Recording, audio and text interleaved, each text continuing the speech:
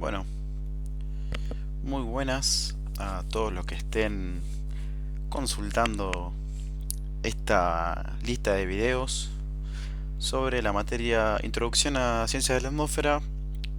Para mí una de las materias más lindas de la carrera, ya que eh, se ve a grandes rasgos todo lo que uno puede llegar a estudiar, aunque sea unos pincelazos. Está muy buena. Y estoy acá para ayudarlos y ayudarlas a transitarla quizá de una manera más ameno y complementaria a lo que hagan en la práctica y puedan aprender de la teoría. Mi nombre es Lorenzo, estoy actualmente en tercer año de la carrera, a punto de recibirme de técnico y muy entusiasmado por comenzar esta aventura de guiarlos. Así que, bueno, sin mucha más introducción, eh, vamos a tratar en este primer video del TP1 parte 1, que si bien no es mucha práctica, sino que más bien son conceptos teóricos, como bien marqué acá, en los cuales destacamos la composición química de la atmósfera, ¿sí? En donde eh, tenemos podemos encontrar dos tipos de gases. Básicamente la atmósfera sabemos que es una capa compuesta por gases, en donde podemos clasificarlos por gases permanentes, en donde los más importantes van a ser, no sé si los más importantes, sino que, mejor dicho, los que están en su mayor concentración son el nitrógeno, que se simboliza con esa notación, N2, serían dos moléculas de dos átomos de nitrógeno, el oxígeno, ¿sí? Y el argón, por ejemplo, ¿sí? Estos tres son los principales, hay más, los invito a que revisen la bibliografía de la cátedra, que es el ARENS, en donde ahí van a estar una tabla detallada con los porcentajes, pero en mayor medida son estos tres los permanentes. Y después tenemos por otro lado los gases variables, en donde encontramos al vapor de agua, ¿sí? En estado gaseoso, lógicamente, al dióxido de carbono, ¿sí? Y también tenemos metano y partículas como polvo, aerosoles, etcétera, ¿sí? Y clorofluorocarbonatos también, los CFCs, ¿sí? Que bueno, estos gases variables, justamente como su nombre lo indica, no tienen la misma concentración, los mismos porcentajes de existencia, que a diferencia de los permanentes se mantienen constantes. En el caso de los gases variables, van a ir variando dependiendo de su naturaleza. En el caso del vapor de agua, por ejemplo, va a variar junto con los ciclos del agua y la diferente circulación atmosférica que se pueda dar en distintos momentos en distintas zonas o partes del mundo, ¿sí? Y, por ejemplo, el dióxido de carbono, el metano y los CFCs tienen su variación relacionada con la vida, ¿sí? Con la biosfera, ya sea tanto por la fotosíntesis de las plantas como por la acción del ser humano, ¿sí? Que claramente muestra un gran impacto en el aumento de la concentración sobre todo del dióxido de carbono en, en los últimos años, ¿sí? Eh, no voy a extenderme mucho más en esa parte, pero sí que sepan más o menos distinguir la diferencia entre los gases permanentes y los gases variables. Acá me olvidé uno de los gases variables, que es el ozono, ¿sí? Que bueno, este es variable por interacciones que hay con tanto el Sol, que vamos a ver más adelante un poco con las capas. Y bueno, también con el uso de aerosoles que se descubrió en un momento que los aerosoles que usábamos para ya sea desodorizar un ambiente o aromatizarlo, etcétera, contenían partículas que dañaban esta capa de ozono y se reglamentó a nivel mundial que se dejen usar ese tipo de componentes. La verdad que desconozco bien qué tipo de componente específico químico es, pero básicamente se regularizó para que no sigamos dañando la capa de ozono, que es fundamental para la vida, y vamos a hablar de ello un poquito más adelante. Esto hasta ahí, más o menos la composición química de lo que es la atmósfera. Y lo otro que se presenta en este TP, o lo que se busca repasar y afirmar conceptos, es en las magnitudes físicas, ¿sí? Magnitudes físicas, me refiero a las cantidades variables. Cuando me refiero a una magnitud, nos vamos a referir siempre a una cantidad que se puede medir, ¿sí? Y puede ir variando con el tiempo. Normalmente van a variar con el tiempo dependiendo de la escala en la que uno esté midiendo o observando ese fenómeno. Vamos a ver diferentes variaciones de las cantidades físicas, ¿sí? Que vamos a pasar a enumerar un poco ahora, ¿sí? Tenemos como las más comunes, tenemos la temperatura, ¿sí? Normalmente la solemos escribir con una T mayúscula. Tenemos la presión, que la solemos escribir con una P minúscula. La densidad, la cual se utiliza una letra griega que se llama ρ y es parecida a la P, pero es un poco más como si fuera una cucharita. La pueden googlear, cualquier cosa. Tenemos por ejemplo la humedad también,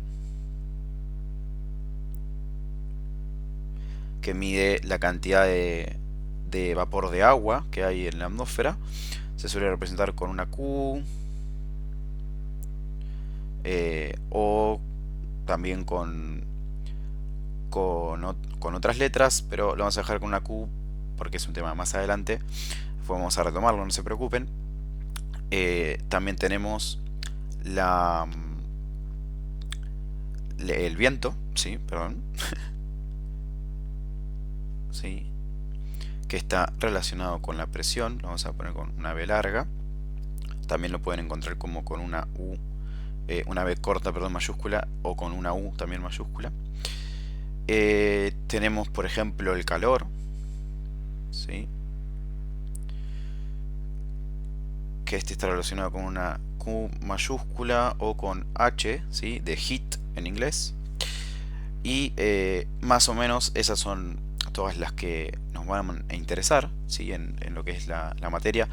Van a ir apareciendo otras. Vamos a encontrar, sobre todo, lo que nos interesa de estas magnitudes es cómo se relacionan entre ellas, ¿sí?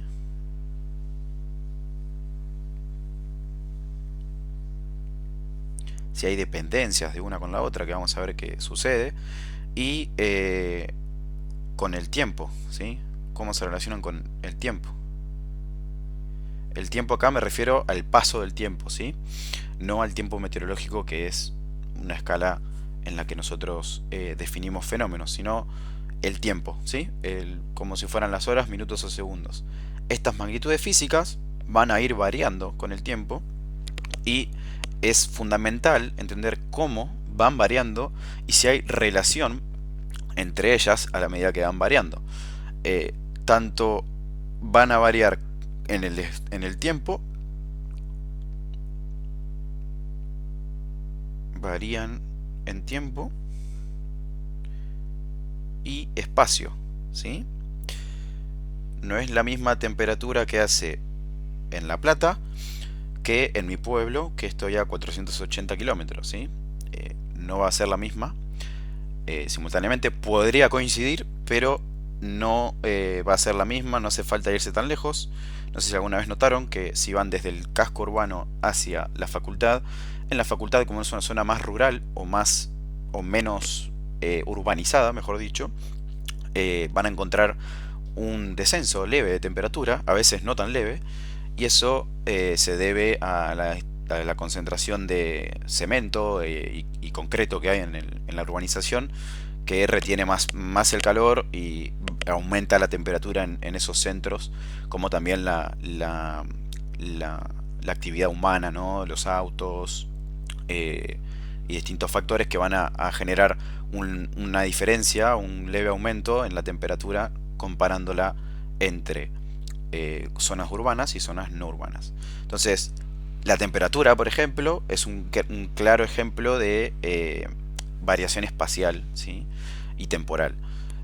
Como varía la temperatura, al mismo tiempo también varía la presión, el viento, la humedad y todas estas que están acá van a variar tanto en el tiempo como en el espacio, y el espacio vamos a tener que aprender que no es solo un espacio horizontal como quizá estamos acostumbrados, porque si bien vivimos en un mundo tridimensional, somos bastante chiquititos, ¿sí? Por más que alguno mida 2 metros o alguna mida 2 metros o más, es una altura muy poquita, muy chiquita comparada con la altura de la atmósfera, que es de miles de kilómetros, ¿sí?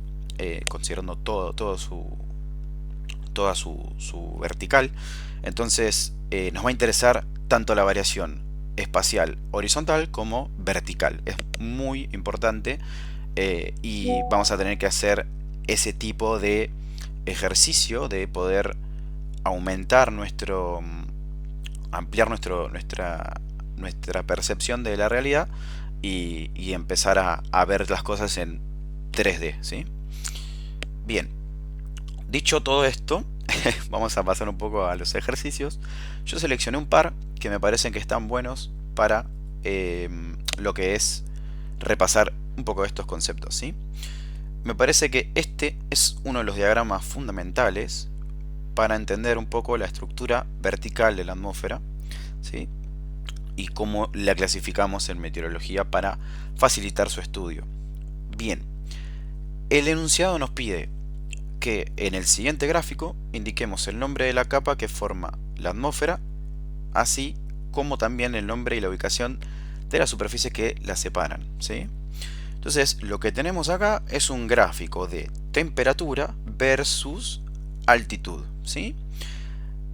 Acá vemos una dependencia de la temperatura en función de la altura, ¿sí? Entonces, eso matemáticamente lo van a poder encontrar como si fuera T de la temperatura que habíamos puesto antes en términos de Z, ¿sí? Que sería la altitud. Normalmente la solemos llamar con la letra Z, ¿sí? El eje Z va a ser el eje de la vertical, en donde vamos a definir alturas. Entonces, perdón, tenemos temperaturas que van en aumento hacia la derecha del gráfico y alturas que van en aumento hacia arriba en el gráfico. Entonces eso quiere decir que si yo me posiciono por una zona de acá, voy a estar más alto y en una temperatura mayor que si me posiciono por acá, ¿sí? Ahí voy a estar más bajo y en una temperatura menor. Eso es una básica interpretación del gráfico, y lo que vamos a estudiar ahora, ¿sí? Es cómo va cambiando a medida que yo aumento en altura, cómo va variando la temperatura, ¿sí? Si se fijan, comenzamos, imaginémonos que nos subimos a esta montaña, que es la curva azul. Nosotros nos posicionamos en la superficie, ¿sí? En la altura z igual 0, y comenzamos a ascender, y a medida que ascendemos, vemos que la temperatura se desplaza hacia la izquierda, ¿sí? Entonces vamos a tener un cambio de la temperatura con respecto de la altura negativo, ¿sí? Eso lo podemos ver matemáticamente de la siguiente manera.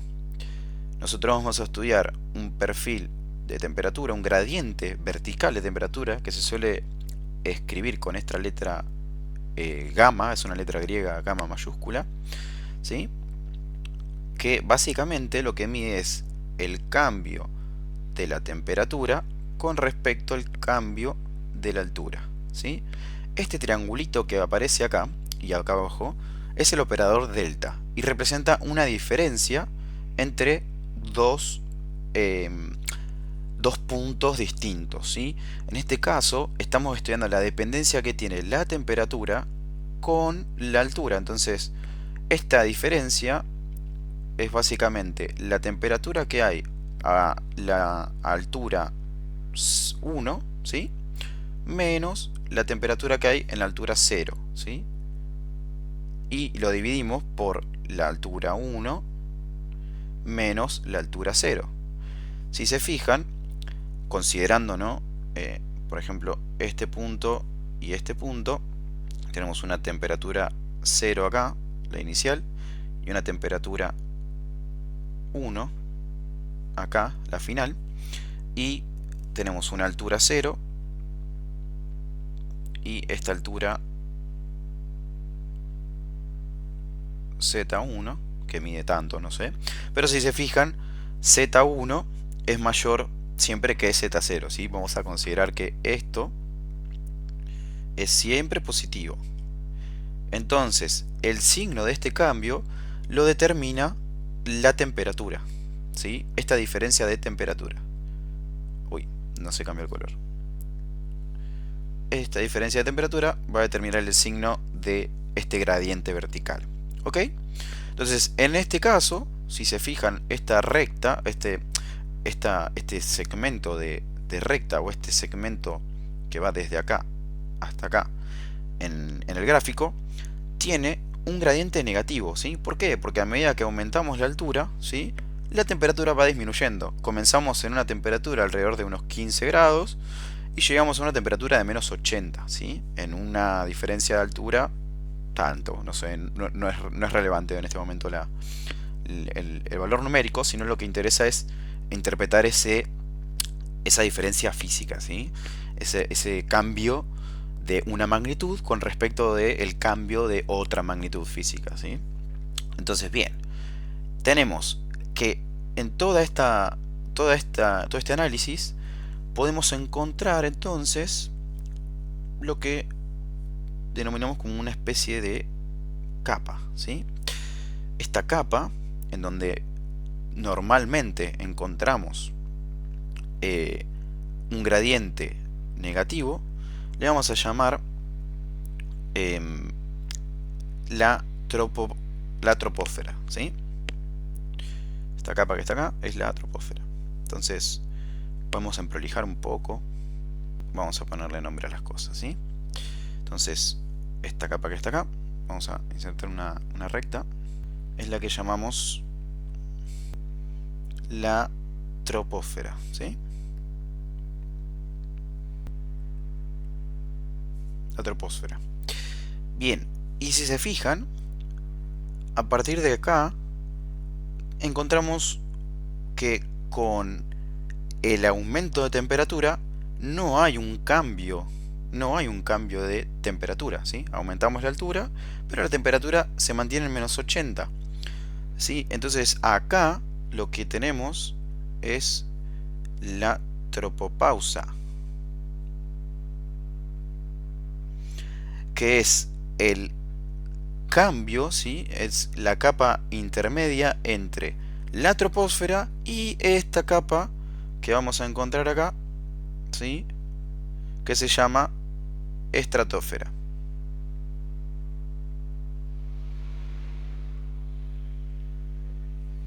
Bien, en la estratosfera, si prestamos atención, encontramos que ahora la pendiente es positiva, ¿sí? El gradiente vertical va a ser positivo a medida que aumentamos la temperatura, perdón, a medida que aumentamos la altura, aumenta la temperatura.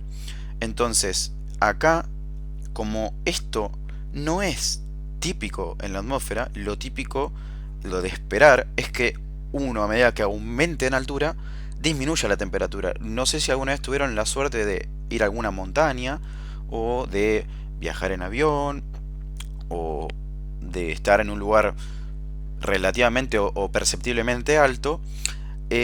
Siempre hay como un leve descenso de temperatura o un gran descenso de temperatura, dependiendo del día, ¿no? Y eso es lo que esperamos normalmente, o es lo típico en la zona que vivimos, o sea, en la capa más baja de la atmósfera, que es la la troposfera. Entonces, esa es como el estándar, que la temperatura disminuya con la altura. Entonces, si ahora la temperatura aumenta con el aumento de la altitud, lo que decimos es que hay una inversión térmica, ¿sí? Entonces, en esta capa que hay acá, esto es una inversión térmica. Y así es muy fácil identificar la estratosfera en un perfil vertical de temperatura. Cuando vemos este cambio de gradiente vertical, estamos ante una inversión térmica, ¿sí? Cuando la temperatura aumenta con altura, hay una inversión térmica. ¿Y por qué distinguimos las capas en base a la temperatura? Es una gran pregunta que nos podemos hacer. Porque nosotros vamos a encontrar que la temperatura del ambiente, como esto que está graficado acá es la temperatura de la atmósfera en los distintos niveles, va a funcionar como o bien un ascensor o como una tapa.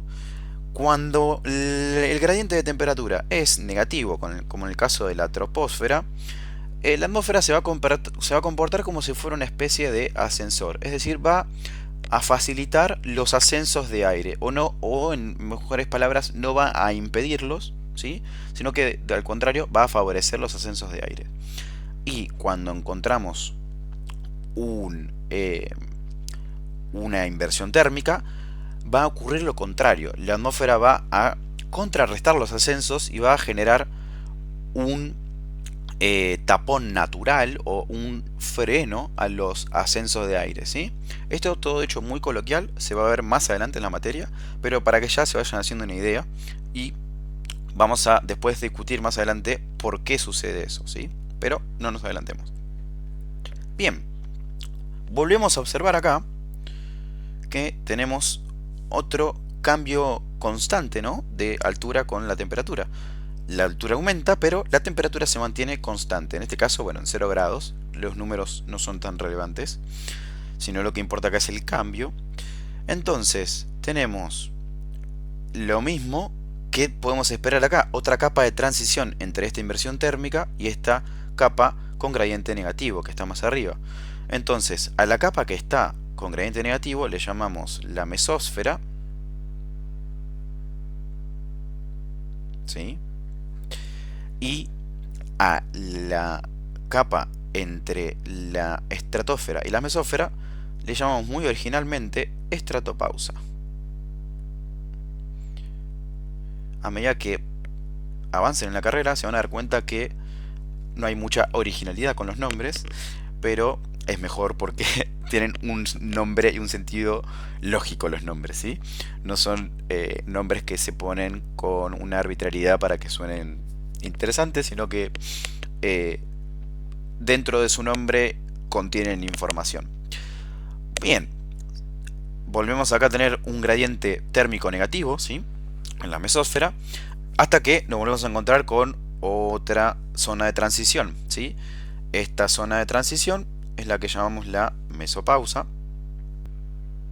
y es la transición entre mesopausa es la transición entre la mesósfera y la última capa de la atmósfera que encontramos acá, que es la termósfera, ¿sí?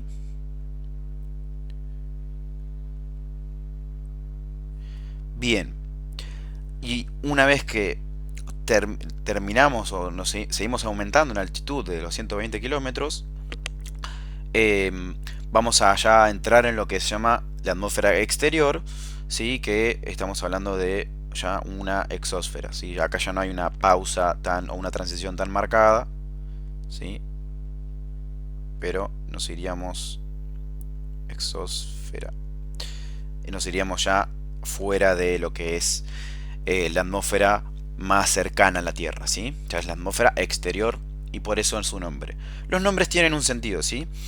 Troposfera viene del griego, que el prefijo tropo deriva de otra palabra que no me sale bien ahora, pero lo que indica es un constante cambio, ¿sí? Esta es la capa más variable de la atmósfera y es de hecho en donde suceden todos los fenómenos que normalmente vemos en el día a día: las tormentas, las lluvias, los huracanes, los vientos, las nieblas, etcétera, ¿sí? Todo lo que nos afecta en nuestra vida cotidiana, eh, y no tan cotidiana, sino a largo plazo, sucede mayormente en la troposfera, ¿sí? Después de la tropopausa, ¿sí? Que es tropo y pausa porque es la pausa entre la troposfera y la estratosfera. En la estratosfera, el estrato viene de el prefijo estrato habla de una estratificación, que es más bien algo como chato y alargado, ¿sí? Dicho mal y pronto, pero más o menos lo que quiere representar el nombre es eso: es una capa estratificada en donde una de las mayores cosas o más notables características que tiene la capa es que acá se encuentra la capa de ozono, ¿sí? Entonces, en la capa de ozono, perdón, en la estratosfera encontramos la mayor concentración de ozono, que es lo que llamamos capa de ozono, que nos protege de la radiación ultravioleta proveniente del Sol, ¿sí? Entonces, algo de vital importancia y que hay que estar constantemente monitoreando para detectar posibles agujeros de esta capa que se encuentra en la estratosfera. Bien, siguiendo con los nombres, la mesósfera tiene el nombre pues, quizá menos interesante de todos. Se llama mesósfera porque está entre la termósfera y la estratosfera, ¿sí? Meso quiere decir lo que está en el medio. Básicamente es eso. La mesósfera está entre medio de la termósfera y la estratosfera, y es otra capa de la atmósfera. Y la termósfera recibe su nombre por ser la capa más caliente de lo que es la atmósfera, ¿sí? Y la que está más expuesta a la radiación solar, ¿sí? Bien, dicho eso, continuamos un poco con la, la guía, ¿sí? Bien, bueno, me gustaría que continuemos con este ejercicio que nos va a servir para hablar sobre el concepto de la presión y cómo esta magnitud va variando con la altura, ¿sí? Antes de pasar a la respuesta, me gustaría que entendamos un poco mejor qué es la presión, ¿sí? Entonces, cuando hablamos de presión, tenemos que imaginarnos que es como si fuera el choque de cada una de las partículas que hay suspendidas en el aire con, con su entorno, ¿sí? Y entre ellas mismas. Pero la presión que nosotros sentimos que se manifiesta es ese choque que tienen las partículas o las moléculas con su recipiente, ¿sí? En el caso de la presión atmosférica, tenemos la atmósfera, que es toda esta esfera de gases que recubre la Tierra, que está chocando contra la superficie terrestre, contra los árboles, contra nosotros mismos, ¿sí? Está actuando en todas las direcciones, ¿sí? Son estas partículas que van moviéndose y van presionando sobre los distintos cuerpos, distintos objetos, y dependiendo del área de ese objeto y de esa de esa superficie, va a sentir mayor o menor fuerza ese objeto. ¿Y eso por qué? Porque la presión, ¿sí? Volviendo a la pizarra, se define como una magnitud que es fuerza dividido área, ¿sí? Esto tendría que ser una A. Entonces tenemos que la presión es una magnitud que es fuerza dividido área. Entonces, ¿qué unidades va a tener esta magnitud? Bueno, sabemos que la fuerza la medimos en newtons, ¿sí? Si hablamos de unidades, vamos a ponerlo con corchetes, dividido, y unidades de área, normalmente trabajamos con el metro, y entonces si es área sería metro cuadrado, ¿sí? O sea, es unidades de fuerza dividido unidades de área. En nuestro caso es newton sobre metro cuadrado. Si trabajamos con el Sistema Internacional de Medidas, etcétera, ¿no? No me voy a meter tanto en detalle eso, pero lo importante es entender que esta unidad, ¿sí? Que es newton sobre metro cuadrado, tiene un nombre y se llama Pascal, ¿sí? En honor al científico que supongo que trabajó con estas cuestiones de presión y demás. Entonces, genial. Tenemos la unidad de la presión, que es el pascal, y que representa, ¿sí? Que es una fuerza sobre un determinado área, ¿ok? Entonces, la presión atmosférica es estos choques que se pueden percibir que tienen las moléculas del aire sobre un objeto, sobre un gran cuerpo, sobre una superficie, ¿sí? Y dependiendo de nuevo del área de ese objeto, de ese cuerpo, va a sentir mayor o menor fuerza. ¿Por qué? Porque si se fijan, esta relación que tenemos acá, la presión es inversamente proporcional al área, es decir, que si el área aumenta, la presión disminuye, ¿sí? Y si queremos hablar en términos de fuerza, podemos despejar la fuerza debido a la presión y nos va a quedar como presión por el área. Entonces, si aumenta el área y la presión es la misma, va a aumentar la fuerza que sentimos, ¿sí? Básicamente eso por un lado. Entonces ahora nos preguntamos, ok, perfecto, pero ahora ¿cómo yo puedo entender cómo varía esta presión con la altura? ¿Y por qué tiene esta forma que vemos acá? Que este es un gráfico que me robé del libro del Arens, ¿sí? que está como libro de cátedra, donde vemos que a medida que acá tenemos presión en el eje horizontal y altura en el eje vertical. Vemos que a medida que aumenta la altura, disminuye la presión con esta forma, ¿sí? Ahora bien, ¿esto por qué se da así? O sea, ¿por qué observamos esto? Bueno, nosotros estábamos hablando que la presión es una medida del choque de partículas, ¿sí? Entonces, este choque, estas partículas, estas moléculas, van a ser sometidas a la fuerza gravitatoria, como nosotros mismos, que nos mantiene pegado al piso, ¿sí? Las mismas partículas que están suspendidas en el aire sienten esa misma fuerza, quizá en menor medida porque esta fuerza es proporcional a la masa del objeto. Mientras mayor masa tenga, más atraído se va a sentir, pero no nos vamos a meter tanto en detalle, sino que simplemente saber que también le afecta la gravedad a estas partículas. Entonces, si le afecta la gravedad, van a estar más concentradas en lo que es las cercanías de la superficie terrestre, ¿sí? Entonces, mientras más cerca yo esté de la superficie, voy a tener una mayor concentración de partículas de aire y por lo tanto voy a tener más partículas que colisionen contra los distintos objetos o cuerpos. Entonces voy a tener una mayor presión, ¿sí? Entonces, a medida que me voy en altura, que me voy alejando de la superficie, voy a encontrarme con menos moléculas. Entonces va a disminuir esta presión porque no va a haber tantas moléculas que ejerzan esta presión, ¿sí? Entonces eso es la respuesta un poco más verbalizada y lo podemos ver matemáticamente a través de la ecuación hidrostática, ¿sí? La ecuación hidrostática se escribe de esta forma, ¿sí? Lo voy a escribir ahora. Vamos a hablar de la ecuación hidrostática.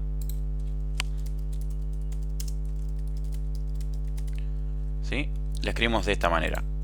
Es una diferencia de presión, o delta P, dividido una diferencia de altura, o delta Z, y es igual a menos la densidad del aire, o ρ, por g, que es la aceleración de la gravedad, ¿sí? Entonces, ¿qué son estos delta? ¿Sí? Son diferencias. Entonces yo voy a comparar la presión que hay en una determinada altura con la presión que hay en otra determinada altura. Y eso me va a dar los distintos delta. Entonces esto también lo podemos expandir. Podemos expandir estos deltas como presión en el nivel 2 menos presión en el nivel 1 dividido altura en el nivel 2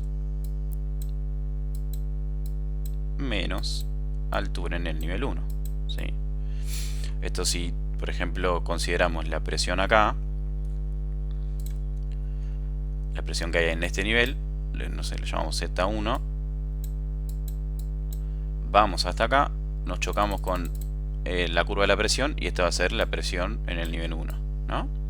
Y si vamos al nivel 2, que por ejemplo puede ser este, le llamamos Z2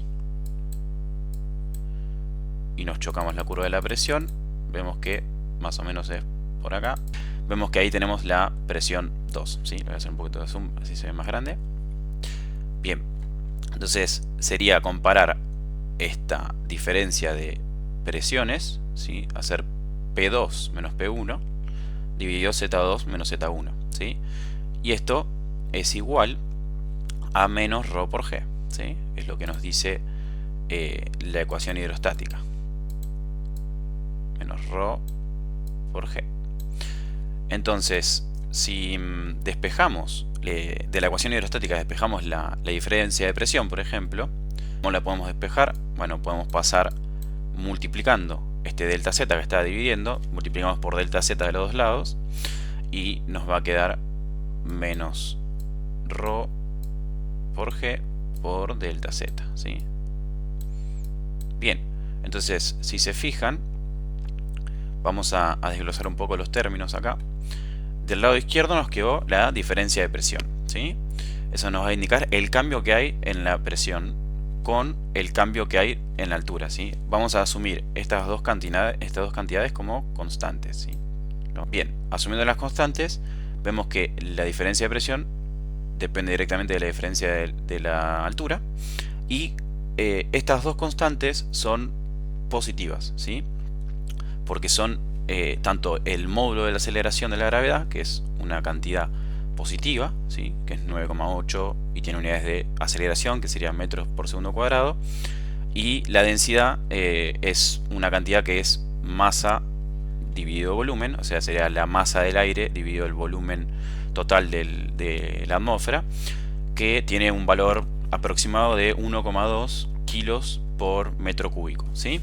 Entonces son dos números que tienen esas unidades y entonces estos dos números positivos por un menos me queda menos por algo positivo negativo, o sea, menos por más me queda menos, y esta cantidad también va a ser positiva porque comparamos siempre el techo de la capa con el piso de la capa, y el techo siempre está arriba que el piso, entonces esta cantidad va a ser positiva. Entonces tenemos, analizando los signos, tenemos esto acá, tenemos que es positivo.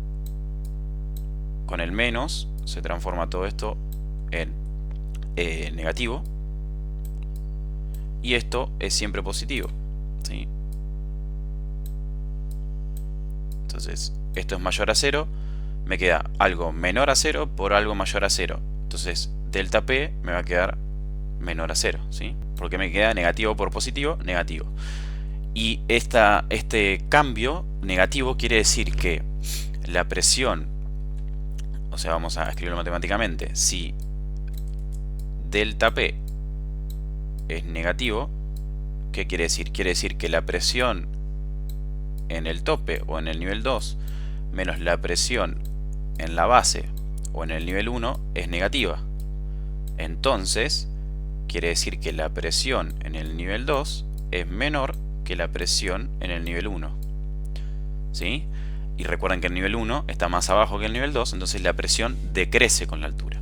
Entonces esto es un poco la demostración matemática, si se quiere decir, no es muy rigurosa porque estamos asumiendo muchas cosas, pero quizá les sirve tanto la idea conceptual que les hablaba hoy de la concentración de las moléculas, como la demostración matemática a través de asumir una atmósfera hidrostática, ¿sí? Recuerden que siempre que trabajamos con matemática o que en la física utilizamos la matemática, la utilizamos para hablar de modelar la realidad, ¿sí? Yo observo la realidad y la quiero modelar, o sea, quiero escribir una ecuación que a mí me permita hacer predicciones acerca de cómo va a evolucionar un cierto sistema o entender de dónde viene o cómo se está comportando en este preciso momento, o cómo se relacionan distintos componentes de ese sistema, ¿sí? Si por ejemplo yo sé que la presión se relaciona con la altura, bueno, ¿cómo va a variar esta? Porque al fin y al cabo la presión es una condición de entorno de donde yo me encuentro parado, y saber cómo varía es fundamental para nuestra vida cotidiana y sobre todo ahora nosotros que estudiamos meteorología, para entender cómo varía esta con la altura y cómo varía espacialmente. Es algo fundamental para los temas que siguen, ¿sí? Bien, la respuesta un poco al por qué la presión siempre decrece con el incremento de altura, por la condición hidrostática, ¿sí? Y si no, les puede servir también para complementar la idea de que las partículas de aire se sienten más atraídas en las cercanías de la superficie y por lo tanto va a haber mayor presión abajo que arriba, ¿sí? Esa sería la respuesta. Bien. Y por último, me gustaría que cerremos esta práctica con el último ejercicio, que es bastante conceptual y un poco que no es que le faltan datos, sino que como que uno tiene que pensar un poco y razonarlo. No es tan directo, no es usar una fórmula y ya está, sino que uno tiene que ir planteando y utilizando conceptos que se ven en la teoría y para entender qué es lo que salió mal, ¿sí? Sabemos que el personal de una empresa de limpieza especializada limpió un tanque cisterna con agua y procedió a desagotarlo. Dicho procedimiento terminó a las 4 de la tarde y el personal cerró el tanque herméticamente. La temperatura del aire dentro del tanque en ese momento fue de 30 grados y no tenía aislación térmica con el entorno. A la mañana siguiente, la temperatura de la atmósfera fue de 10 grados centígrados y se encontró el tanque en las condiciones que se muestran en la figura. Así todo abollado. Entonces, ¿cuál fue el error que cometió el personal de limpieza para que termine el tanque cisterna de esta manera? Bien, a la hora de que ustedes lean un enunciado es fundamental resaltar datos importantes, ¿sí? Entonces, el primero que aparece es que tenía agua y la empresa lo desagotó, ¿sí? El segundo es que terminó a las 16 horas de desagotarlo, ¿sí? El tercer dato es que cerró el tanque herméticamente, ¿sí? Después la temperatura del aire en ese momento de 30 grados, ¿sí? Y nos dicen que no tenía aislación térmica, ¿sí? No tenía aislación térmica. Entonces, después a la mañana siguiente tenemos la temperatura de la atmósfera de 10 grados. Me acaba de dar un Demogorgon en la pieza. Y se encontró, bueno, el tanque en estas condiciones. Entonces, con estos datos un poco vamos a ir planteando un esquema para resolver el problema y con ello, nada, llegar a una conclusión razonable o aceptable, ¿sí? Bien, entonces, ¿por qué resalté estos datos y qué es lo que estoy buscando con esto? Bueno, nosotros tenemos que el tanque cisterna tenía agua, entonces vamos a esquematizar. Siempre está bueno que ustedes esquematicen los problemas, sobre todo si son así de aplicación, donde ustedes tienen que modelar una situación o lo que sea. Entonces bien, tenemos el tanque relleno de agua y la empresa comienza a desagotarlo, ¿sí? Entonces vamos a pasar, se va a ir desagotando, ¿sí? Entonces vamos a ir viendo que se empieza a desagotar. Tenemos el tanque que se fue desagotando, ¿sí? A medida que sacaron la tapa, se fue desagotando el tanque y nos quedan las siguientes condiciones iniciales. Tenemos por un lado la masa de aire que queda dentro, ¿sí? Que le vamos a llamar M0, ¿sí? La masa inicial, la temperatura inicial, ¿sí? Que es la que queda dentro del tanque, y el volumen del tanque, ¿sí? De la cisterna, que también le vamos a poner un volumen inicial. Bueno, ¿qué ocurre? ¿Qué ocurre acá? Esto es a las 4 de la tarde, ¿sí? 16 horas. Acá arranca nuestro problema. Bien, esta es la situación esquematizada, ¿no? Perfecto. A mí me interesa ahora relacionar un poco estas variables que tengo acá, y hay una ecuación que sirve para esto, que es la ecuación de gases ideales, ¿sí? Me va a servir para darles a ustedes una visión más matemática de lo que ocurre acá, o para tratar de dar una respuesta, ¿sí? Ya que no tenemos un impedimento de por qué usarlo o no, ¿sí? Asumimos que podemos usar la ecuación de gases ideales, que nos dice lo siguiente. Nos dice que la presión, ¿sí? En un determinado momento es igual, la presión por el volumen del gas en un determinado momento es igual a la masa de ese mismo volumen por una constante de los gases por la temperatura que tienen en ese momento, ¿sí? Bien, entonces, ¿eso a mí qué me dice? Me da una relación entre la presión, el volumen, la masa y la temperatura, ¿no? Entonces, yo los únicos datos que tengo precisos es el cambio de temperatura que hay, ¿sí? De 30 grados a 10 grados, ¿ok? Si bien los 10 grados son del exterior, sabemos que como no está aislado térmicamente, va a inferir o va a enfriar este aire dentro, ¿no? Entonces, tenemos esta ecuación que nos va a permitir vincular las variables que tenemos acá, ¿sí? Entonces nos preguntamos, si sabemos que está cerrado herméticamente, entonces ¿qué ocurre? Si está cerrado herméticamente, lo que ocurre es que la masa y el volumen no cambian.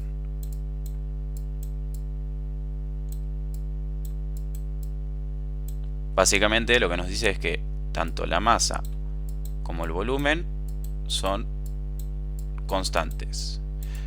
Y la masa y el volumen se relacionan con la densidad, ¿sí? La densidad es masa dividido volumen, ¿sí? Entonces, si se fijan, podemos reescribir esta ecuación de la siguiente manera, como presión igual a masa dividido volumen por R por T. Entonces, si prestan atención, podemos reemplazar este resultado acá, ¿sí? Y podemos reescribir esta ecuación como P de presión igual a densidad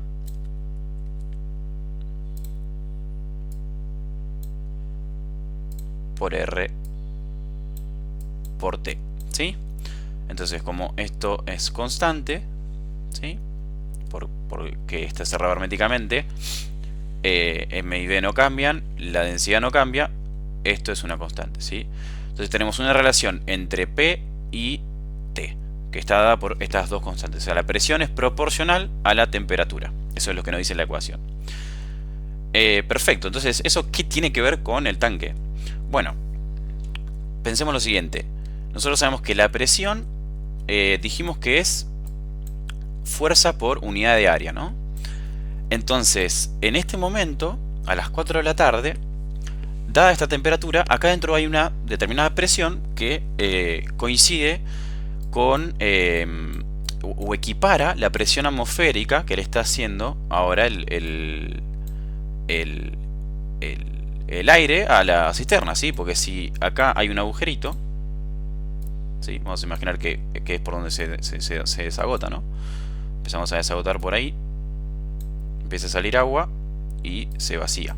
Entonces, por ese agujerito ingresa aire, y ese aire que ingresa va a ser el que esté ejerciendo una presión sobre la cisterna, que va a estar presionando tanto hacia afuera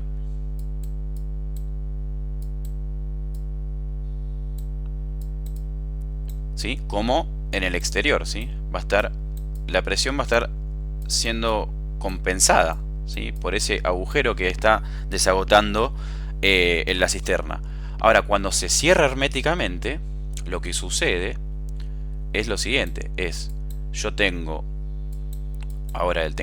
el tanque cisterna cerrado herméticamente, no sé, pónganle a las 6 de la mañana, o sea, la mañana siguiente, nos encontramos que la masa no cambió porque se mantuvo la misma cantidad de aire todo el tiempo, el volumen tampoco porque la cisterna sigue siendo la misma, pero lo que cambió es que ahora la temperatura, ¿sí? La temperatura final es de 10 grados, ¿sí? 10 grados centígrados, ¿sí? Lo que fue ocurriendo es que a medida que va pasando a las 4 de la tarde, normalmente se alcanza la temperatura máxima y después, a medida que va transcurriendo el día, va disminuyendo hasta alcanzar la mínima en antes de que amanezca, ¿no? La temperatura mínima del otro día, es lo típico que pasa con la marcha de temperatura. Entonces, en este caso, tenemos la misma masa, M0, B0, pero tenemos la temperatura final, ¿sí? Acá adentro. Entonces, ¿esto cómo va a modificar la presión? Ya no tengo este agujero que va a ser la misma presión afuera que adentro. Ahora tengo una presión atmosférica dada, ¿sí? Que podemos suponer que es la misma que antes, no hay problema. Y ahora lo que vamos a tener acá es una presión interior del tanque. Que esta presión interior, vamos a poner con color presión P, interior del tanque, es la que está ahora sosteniendo la estructura de la cisterna, ¿sí? Rebotando en todas las paredes, contra la presión atmosférica que está queriendo o está presionando por los exteriores en todas las direcciones a la cisterna, ¿sí? Entonces, ¿qué pasa con esta presión interior? La presión interior va a estar dada por la ecuación de gases ideales como la densidad del aire, que dijimos que era la misma, no cambiaba porque no cambia ni la masa ni el volumen, por una constante que no importa cuál es, por la temperatura final, ¿sí? Pero si se fijan, la temperatura final es menor que la temperatura inicial, ¿sí? Acá yo voy a tener otra presión. Entonces, la presión inicial que tenía la cisterna interior era una constante por vamos a poner constante por 30 grados centígrados, ¿sí? Y la presión final es la misma constante, pero ahora por 10 grados centígrados, ¿sí? Entonces, esto nos da que si comparamos las presiones, ¿sí? Podemos, por ejemplo, hacer la presión inicial dividido la presión final, y esto nos queda que las constantes se van a simplificar, constante dividido constante, y nos va a quedar 30 grados centígrados dividido 10 grados centígrados. Se simplifican las constantes, se simplifican los grados centígrados, y si hacemos 30 dividido 10 nos da 3. Entonces la proporción que hay entre las presiones, o sea, P0 dividido P final, es 3 veces. ¿Eso qué quiere decir? Quiere decir que la presión final, o la presión inicial mejor dicho, es 3 veces la presión final, ¿sí? Bien, o en otras palabras, podemos despejar la presión final en términos de la presión inicial. La presión final es 1/3 de la presión inicial. Entonces esto, que es la presión que tengo adentro de la cisterna, va a generar que se debilite, ¿sí? Que sea más débil la presión que está sosteniendo a la cisterna comparada con la de la presión atmosférica original, ¿sí? Si suponemos que son las mismas, y como el área de la cisterna es la misma, porque el volumen no cambia, o sea, es la misma cisterna, voy a tener más fuerza afuera que adentro. Entonces, la fuerza exterior va a ser mayor a la fuerza interior que yo estoy haciendo para sostener la cisterna, por lo tanto generando que se abolle toda la cisterna, ¿sí? Entonces, el error estuvo en dejar cerrada la cisterna. Si se dejaba abierta la cisterna, la presión se iba a equiparar, ¿sí? Cuando uno deja abierta la cisterna, ingresa aire y favorece y equipara las presiones, ¿sí? La presión de afuera es la misma que la presión que está dentro, como era en un inicio, apenas se desagota, y eso no genera que se abolle todo, ¿sí? Entonces, básicamente, la respuesta sería: el error fue cerrar herméticamente la cisterna. ¿sí? Y, y eso sería todo, ¿sí?